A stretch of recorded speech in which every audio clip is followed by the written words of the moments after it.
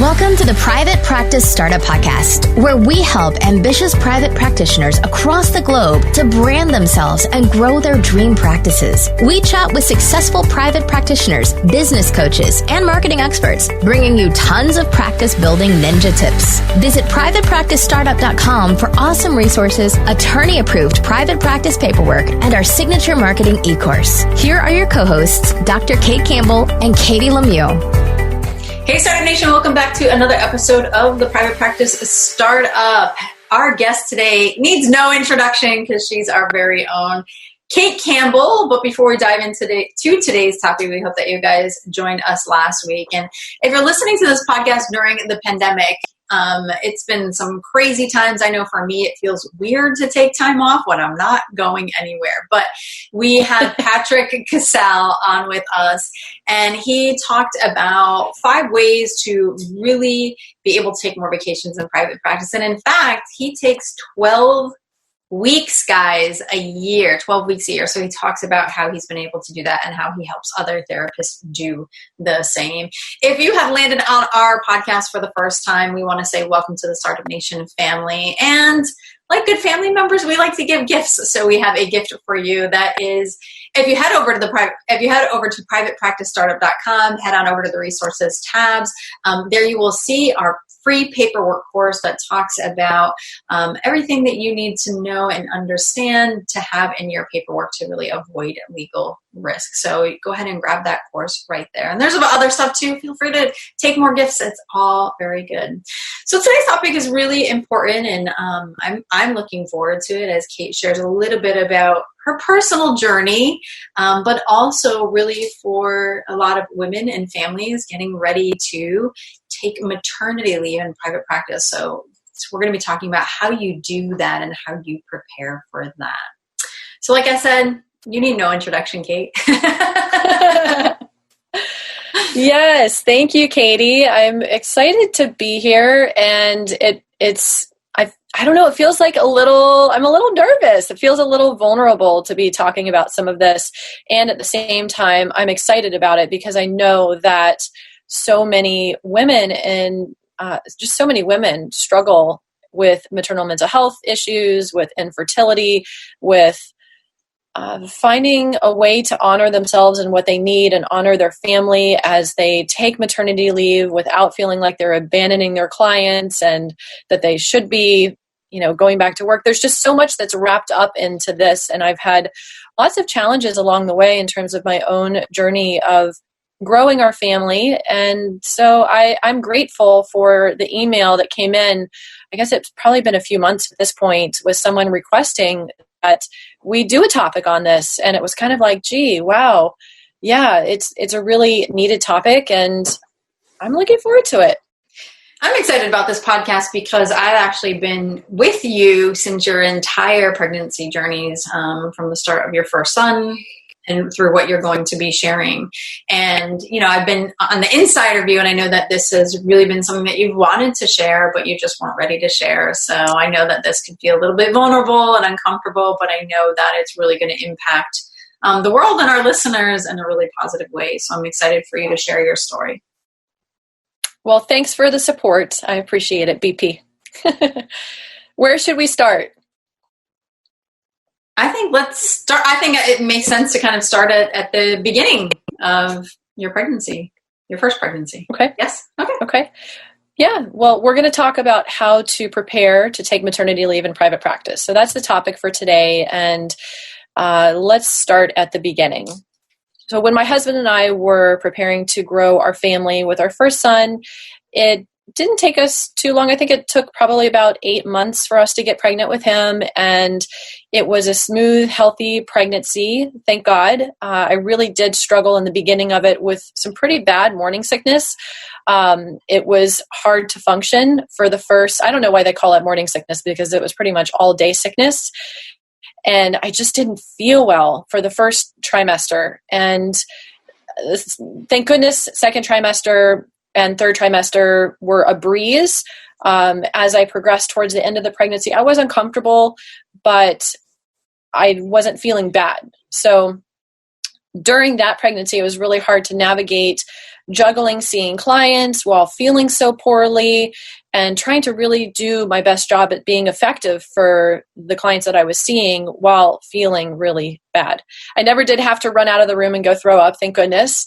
But I did my best to just keep it all together and not really share, because I didn't want to make it about me. And I felt like, okay, I don't need to leave the room to go throw up.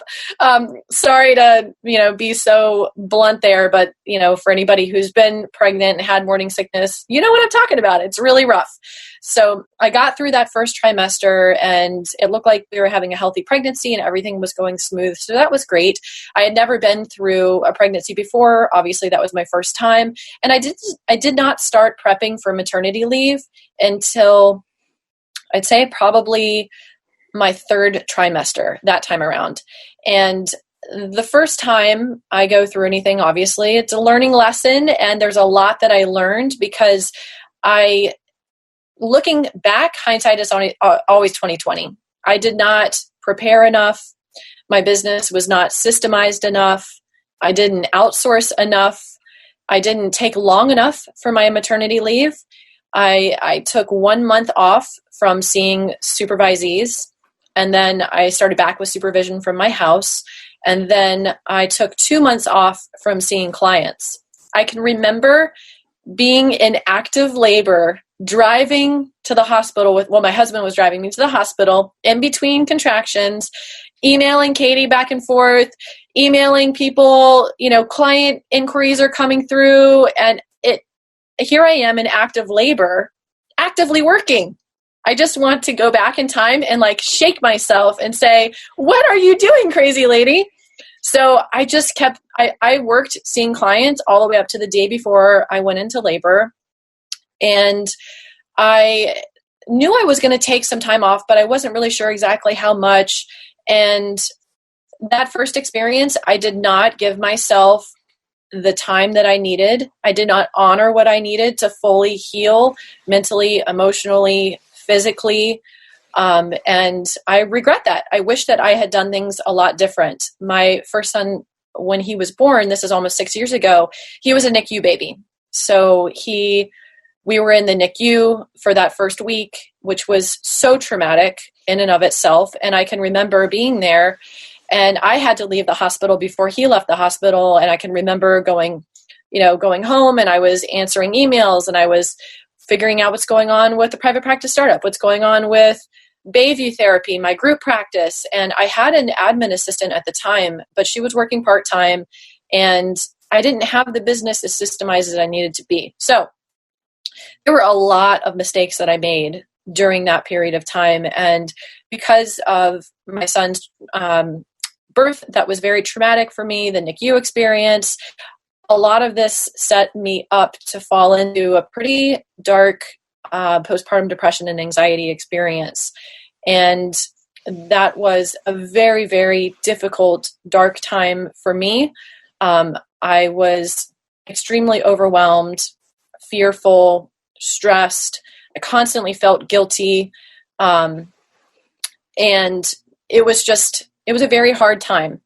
And without going into too much of that, because that could be a whole nother podcast in and of itself, luckily I navigated through that. And when I did come to the time of going back into the office of seeing clients, I was longing for a sense of normalcy and my previous identity before I became a mom, and kind of lost myself in all of this whirlwind of things that had happened. And although I was so excited for our first son to be born, and that was such a beautiful thing to have happen, there were a lot of challenges with it as well. And I was, in my mind, ready to connect with some of that previous identity and being able to help other people. And the beautiful thing about being a therapist is that when you're in the moment, I know for me, when I'm in the moment with my clients, I am fully connected to them. Everything else melts away. It's like I'm fully present, connected. And so all of the other stress and overwhelm and everything that was going on outside of that just kind of disappeared. So when I was with clients, I was able to really help them to be fully present. And so that was a little bit of an escape. So at the same time, though, I felt guilty for, having that escape I felt guilty for not working enough. I felt guilty when I went to work. So I just was having a really hard time being a new mom and navigating all of that. It was very, very difficult. Looking back, I wish I had given myself longer to heal. I wish I had resources set up in place. Here I am, a therapist. I should have been seeing a therapist all along. And there's just a lot of things that I wish I had done differently. I'm sure you guys are hearing that as I'm sharing the story. And as your friend and a fellow therapist, I'm going to say, don't shit on yourself, Kate. Give yourself some compassion over there. I know. And I have done a lot of work, you guys, just so you know, in healing from that first experience. I've done a lot of counseling, seeing my own therapist, several different therapists to find the right one. I've done hypnotherapy. I've done a lot of additional specializations and taken a lot of CEUs to learn more about the perinatal mood and anxiety disorders. And actually, from my pain and my struggles, that turned into my purpose and my passion to be able to help other new moms with the maternal mental health issues that are so prevalent that people just don't talk about. So there's, from my pain and from the difficulty, it turned into a beautiful new way of helping other moms in between my pregnancies. So let's take a step back, because I know I kind of went on a little bit of a tangent there in terms of my story. And after coming back to the office after my first pregnancy, I did have some really cool things that happened. I got way better at setting better boundaries around my time. I stopped seeing couples in the evening. I thought that I had to see couples in the evening before that. And then I realized, oh, wow, I didn't lose anybody off my caseload. They all want to see me because they want to see me.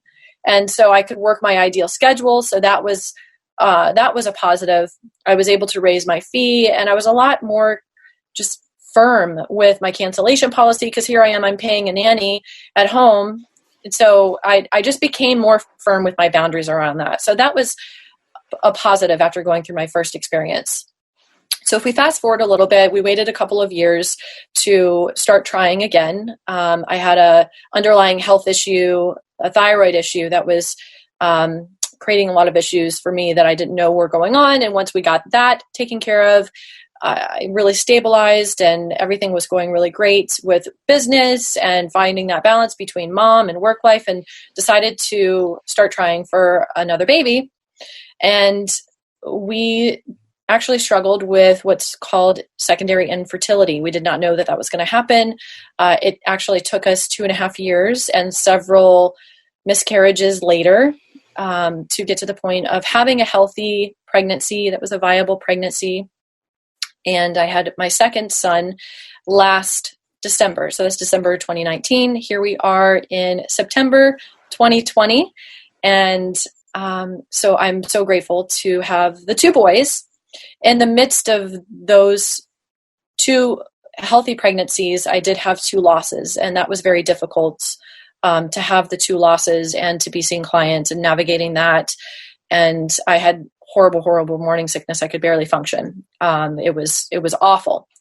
So once we had our second viable pregnancy, I just felt so blessed to be able to have a healthy pregnancy. I had done a lot of work healing from the losses and just the difficult experiences that I had gone through in my journey. And the pregnancy with our son Jackson was a beautiful pregnancy. Once I got through that first trimester and the morning sickness was gone, it was just really smooth. And based on everything that I went through the first time, I did things a lot different. And that's what I'm going to talk about today. I know kind of like sharing my story and whatnot takes a little bit of time. And I hope those of you who are listening, if you've gone through losses, or if you've gone through infertility or challenges or postpartum depression, anxiety, OCD type experiences, you're not alone. And my heart goes out to you, because it's a really hard thing to navigate through. So yes. Did you want to say something? No, I'm just glad that you really shared your experience and your story. And I know, again, like, even though I said it in the beginning, it's been something that you've really wanted to do and just had to kind of be in the space to do that. So before we go into kind of more how you set up your practice for success to be able to take a good maternity leave, let's go ahead and just take a quick moment to thank our sponsor. There are so many ways to keep your practice organized, but Therapy Notes is by far the best. Their easy-to-use, secure platform lets you not only do billing, scheduling, and progress notes, but also create a client portal to share documents and request signatures. Plus, they offer amazing unlimited phone support. So when you have a question, they're there so you can get help fast. Get started with Therapy Notes today, trusted by over 60,000 professionals. Go to therapynotes.com and enter promo code PPS, as in Private Practice Startup, and you'll get 2 months for free. Also, you can listen to episode 54, where we interviewed Brad Pliner and took an in-depth view into their EHR. Okay, guys, it's sponsor time. You know what? Instead of reading a script about Gusto's payroll and benefits, we wanted to tell you what small business owners say, the people who use Gusto every day. Here's what one small business owner says. With Gusto, I think of payroll as a 30-second job. The website is so friendly and a joy to use. Friendly payroll? You don't hear that every day. And how about Amy from Utah? Amy says, I love Gusto so much. It's so painless. It's like going to the spa, and we have great options and rates even though we're a super small team. Like going to the spa? Wow. And here's what Mneet says about Gusto's support team. Whenever something comes up, I reach out and literally 24 hours later, they tell us what to do or assure us that we've already handled it. Smart technology and friendly humans, that's super cool. Honestly, the list goes on, and right now our listeners get 3 months free when they go to gusto.com/PPS. Yep, 3 months of payroll, benefits, administration, and more, totally free. Again, that's gusto.com/PPS. So let's talk a little bit about how to prepare your practice for maternity leave. The second time when I took maternity leave, that was about 9 months ago. And I actually started preparing for that maternity leave at the beginning of my pregnancy.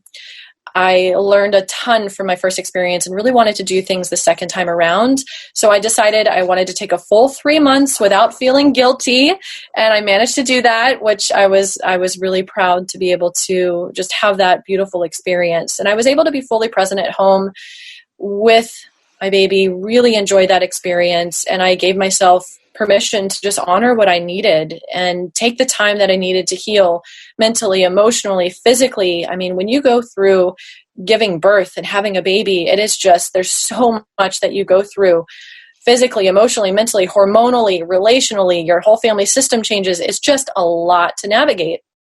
So I had a lot of supports in place this next go around with my own therapist, family, and friends. And I felt like I was in a really good frame of mind to enter into that. And while I was on maternity leave, I wanted to give myself permission to decide whether I wanted to come back to seeing clients or not. And while I was on maternity leave, this is before the pandemic even happened, I decided that I was going to officially retire as a therapist. And that I really wanted to create more space in my life to focus on balance, being the best mom and wife for my husband as possible, being able to focus on scaling and growing my group practice, coaching our team, and also the work that we do at the private practice startup. So there's a lot to balance with two companies. And if I was going to continue seeing clients and working in the business, I wouldn't be able to work on the business as much. And so I feel really good about my decision. I'm grateful for how it all kind of naturally and organically happened. And then we went full blown into the pandemic, and I've been at home with the kids anyways. So it's all worked out really well. So I kind of organized in my mind some specific steps that you'll need to take in order to prepare for maternity leave. I recommend that you start thinking about this.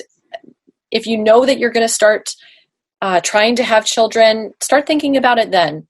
If you are pregnant and you haven't started prepping for maternity leave, start now. It's good to start prepping in advance because there's a lot of different areas that you'll need to attend to. And if you're in a group practice, or if you're the owner of a group practice, or if you're a solopreneur, the preparation process is going to be a little bit different. But I think no matter where you are, you'll be able to take something of value from this conversation. So number one, the first tip is to start saving. Katie and I, about 3 years ago, started using Profit First. It's an amazing book by Mike Michalowicz. And if you haven't already read it, definitely check that out. We'll put the link for that podcast episode in the show notes so you guys can listen to that. And I was using a system like Profit First so that I could take a paid maternity leave. Yes, it's absolutely possible to do that. And because I had implemented the system a few years prior, I was able to have the savings to be able to take a paid maternity, 3-month paid maternity leave this time around, as did we for the private practice startup, which was really great. You'll want to decide how long you want to take on your maternity leave, and how much you're going to want to pay yourself during each pay period, and then how much you'll need to save by that point so that you can pay yourself whatever it is that you want to pay yourself. Ideally, it's best to start this before even getting pregnant, but if you haven't, just start now and build what you can so that you can give yourself that experience. So that would be my tip number one. Also, if you need to increase your caseload a bit to make some extra money to save, if you're feeling well enough to do so, awesome. Usually the second trimester is a great time for people to do that because your energy levels come back. I'm generalizing, of course, there's exceptions to that. Another way to increase your income is to increase your fees. And if you, if you work your finances and kind of work backwards, you can figure out what you need to increase your fee to so that you can really set yourself up to have that time where you have a paid leave and you can really not have the financial stress hanging over your shoulders. The tip number 2 is going to be systemize your business. So here, you're really going to want to systemize the shit out of your business. You're going to want to determine the most important tasks that will need to continue running while you're out and away from the business in order for your business to continue to run. So if you're a solopreneur, you're going to want to automate as much as possible because you're not going to want to have to answer calls or emails or new client inquiries or client crisis calls. If someone that you've seen in the past automatically, all of a sudden goes into a crisis and is reaching out to you and they don't know that you're on maternity leave, you're going to need to obviously set up your notifications to let people know that you're taking a leave. It's best if you can write some scripts and have those scripts ready to go for your email away message, for your voicemail. It's great to have a script in case you go into labor early for client continuity of care. I'll talk a little bit more about that later. And then also letting people know when you're coming back from maternity leave and giving them options. So I'll talk a little bit more about that. As a group practice owner, I'm going to speak more from my experience with that. And you're going to want to delegate as much as you possibly can. In the process of systemizing and delegating, it's really great to document everything that you do for the business that's repetitive and think about, okay, what can you outsource and to who? And to also have all of the scripts written for how to respond to different situations that might arise in your business. One of the things that's been very helpful, Katie and I do this for the private practice startup as well. We do screencast recordings, so video recordings of your screen for how-to videos for different situations that arise. And we use Google Drive. We have a G Suite HIPAA-compliant platform at our group practice. That's what my assistant and client care coordinator, that's what we use to communicate and to keep all of this organized. And luckily, I had my entire business systemized so much so that I was able to do a trial run for maternity leave. Last August, so 13 months ago, I took a 3-week vacation up to northern Michigan, and it was a perfect trial run for taking 3 months off of maternity leave that was supposed to happen in December. And the 3-week vacation went off without a hitch. Our business systems were working seamlessly. I was able to see a few areas that I needed to fine tune a little bit before I prepared to take the 3-month maternity leave away from the business. And by the time I went to take the 3-month maternity leave, my business was running like clockwork. My group practice was running so seamlessly, and we didn't skip a beat. And that's another book that's really great by Mike Michalowicz, Clockwork. That was something that helped me to really streamline and systemize my business enough where I could take that 3 months off and it would completely run like a well-oiled machine. We actually did both podcasts with Mike on the same topics. We'll put the resources for the books and the podcast in there because Mike does talk about doing a trial run. So I love that you share that, Kate. Mm-hmm. Yeah, it was really helpful. And it's just kind of been an amazing experience to have that and to be able to have the business continue to run. So the third tip is the announcement process. You'll want to decide when you're going to tell your clients and what you'll say, how you'll tell your clients. Sometimes clinicians wait for the clients to ask. Sometimes they strategically decide to tell their clients at certain times. You'll have to decide what's going on with your relationship with the client, what's going on clinically with them. If you're working with clients who have struggled with fertility or they've had losses, those are really tricky situations to navigate. Or if you're dealing with eating disorder type populations and a lot of body image stuff, as they see you starting to gain weight, there's assumptions that can be made there. And so you'll have to navigate that, figure out what's right for you and for your caseload.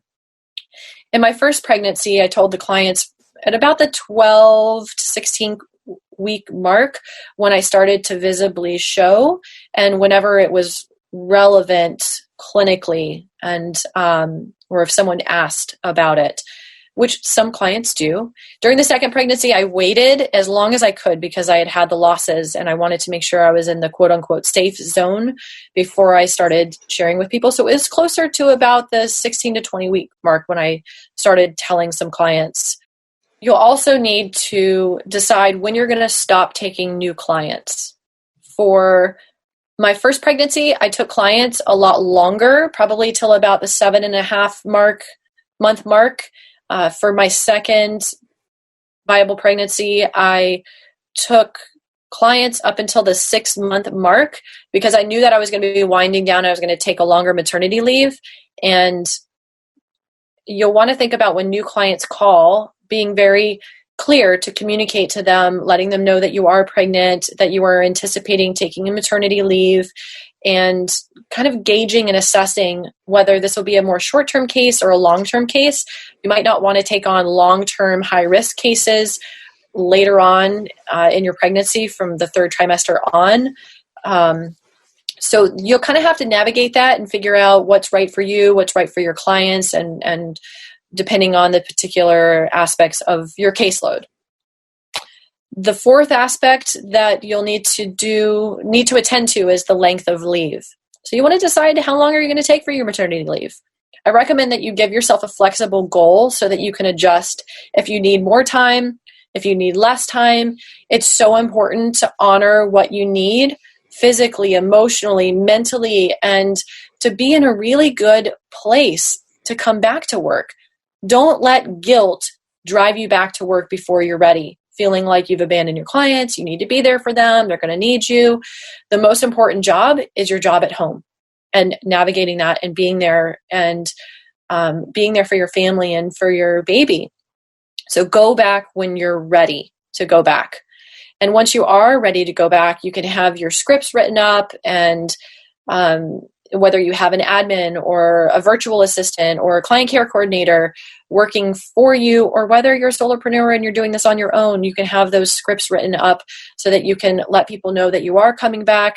It is great to be able to give your clients an option if they want to continue with the clinician they saw for continuity of care while you were out, or if they do want to transition back to you and what that transition process is going to look like. So that's where you are in terms of length of leave and needing to prepare for that. Kate, what are your recommendations on scheduling when you come back? Like how to schedule? Great question. Yeah, think about your ideal schedule. And there's a lot of factors that go into that. When are you going to have help for childcare?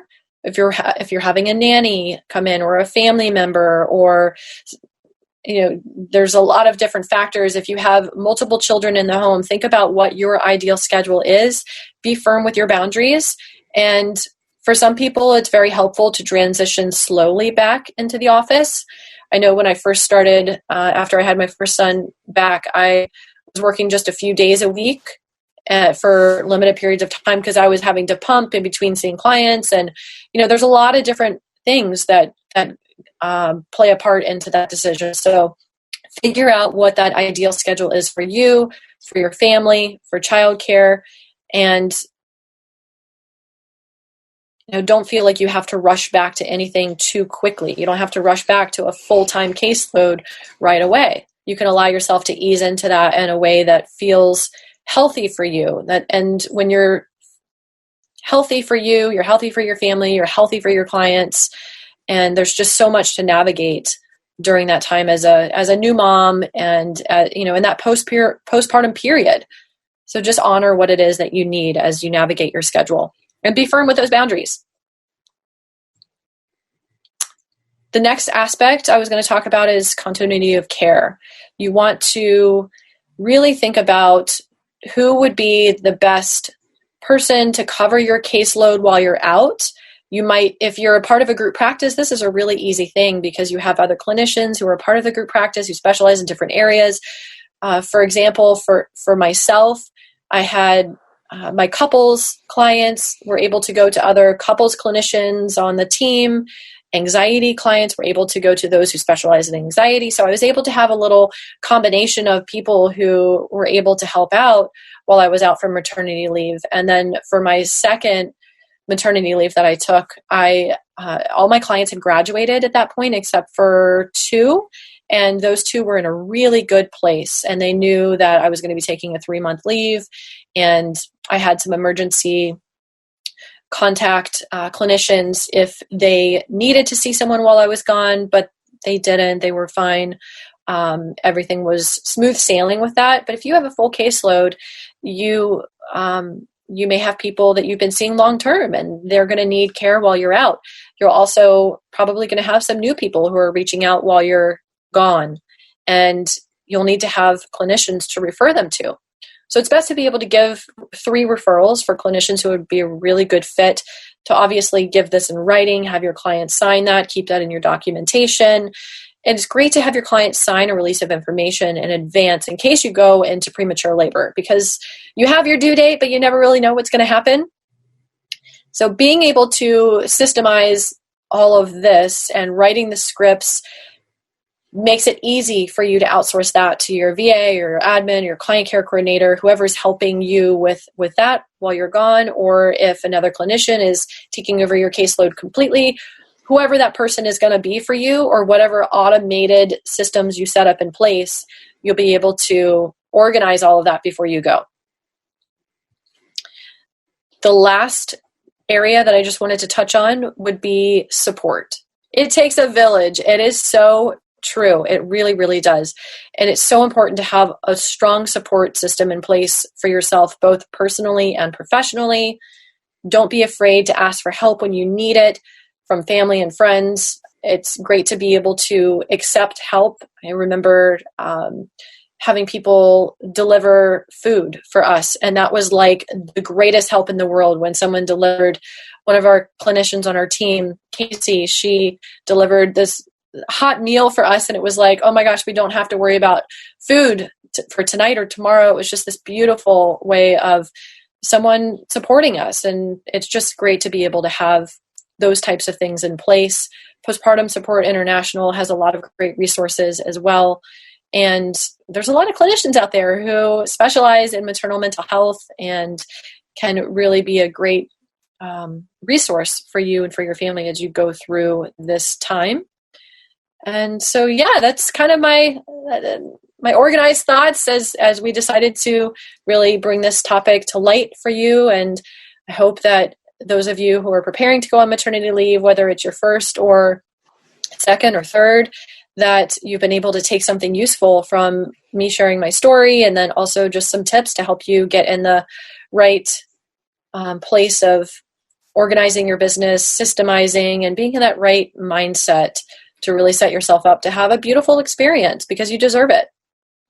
Nice, Kate. Thanks so much for sharing. And I know that it was super valuable, and I appreciate you sharing your story with others and what you've learned, and also speaking to the solopreneur as well as the group practice owner. And what do you hope that people most take away from your message? I just hope that people know that they're not alone, and it's not always easy. It's not a smooth road. Sometimes it's really bumpy. Sometimes it's really challenging, and there's so many resources out there, and you deserve to have a healthy, beautiful experience. And if you allow yourself to prepare and organize and stay true to what you need and honor your mind, your body, your spirit throughout the process, your family, that it's all going to be okay, and you can have a really great experience. And before we sign off for today, we wanted just to give our Startup Nation superhero shout out to Cindy Norton. Cindy, actually pretty cool. I've been following Cindy since she was an intern, and it's just been really impressed by the work that she's done.